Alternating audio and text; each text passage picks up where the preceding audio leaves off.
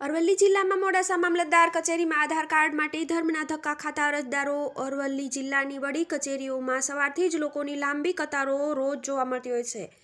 ત્યારે મોડાસા મામલતદાર કચેરીમાં આવેલા આધાર કેન્દ્ર પર લોકોને 4-5 ધક્કા ખાઈને પણ કામકાજ થતું નથી।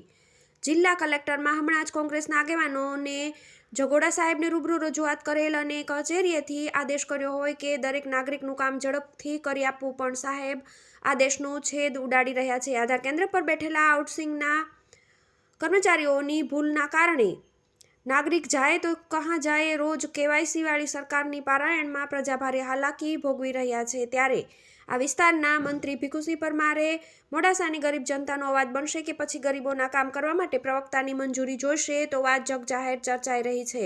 જુઓ આ મુશ્કેલીવાળો અરજદાર શું કહે છે। Bureau chief Jawansinh Thakor, Aravalli, TV 18 news. ગામ ચાણોડા મેં આધાર કાર્ડ અપડેટ કરવા આવ્યો હતો।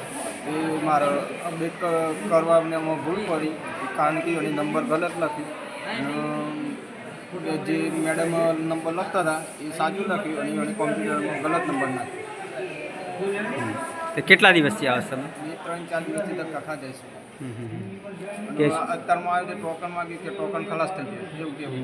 અત્યારે કેટલા વાગ્યા હતા સવારમાં? સવારે મેં આવ્યો તો 9 વાગે, પણ 10 વાગે આમ હોય, પણ હવે ટોકન માગવા આવ્યું પણ તે ખલાસ થઈ ગયું।